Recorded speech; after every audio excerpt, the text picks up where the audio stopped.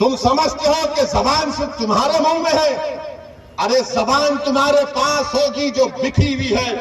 मगर मैं आज कह रहा हूं कि क्या तेजस्वी और लालू जिम्मेदार नहीं है बिहार में बीजेपी को लाने के लिए।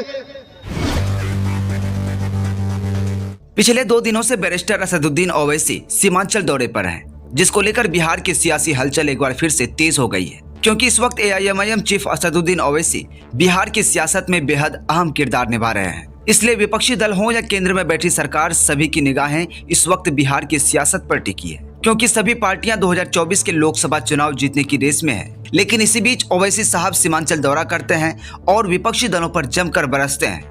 केंद्र सरकार हो या बिहार सरकार, जब उनकी कमियों को दिखाते हैं तो उनके 24 में हारने की शक की सुई की गति और भी बढ़ जाती है और एआईएमआईएम को गलत साबित करने की तमाम कोशिशें करती है। लेकिन मजलिस पूरी मजबूती के साथ निरंतर आगे बढ़ती रही है।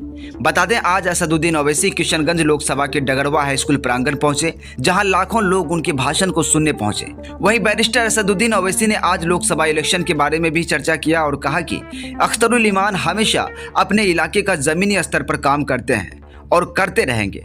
वहीं बैरिस्टर असदुद्दीन ओवैसी ने राजद, जदयू और बीजेपी को फटकारते हुए कहा कि यह लोग सिर्फ जनता को बेवकूफ बनाते हैं, इसलिए इनसे बचिए और अपने हक और हुकूक की आवाज उठाने वाले मजलिस को चुनने की अपील भी की है।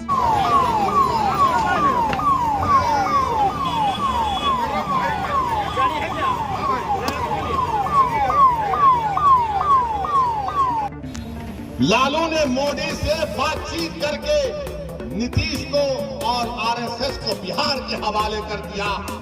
बताओ क्या जवाब दोगे उसका तुम समझते हो कि जबान सिर्फ तुम्हारे मुंह में है।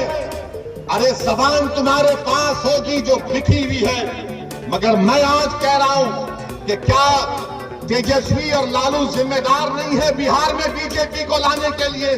क्योंकि मोदी और बीजेपी ये कहती है कि सीमांचल में जो मुसलमान है वो घुसपैठी है, वो बांग्लादेशी है।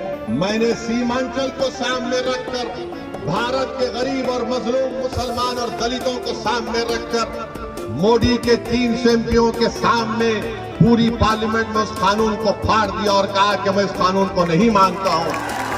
मेरे अजीज दोस्तों और बुजुर्गों,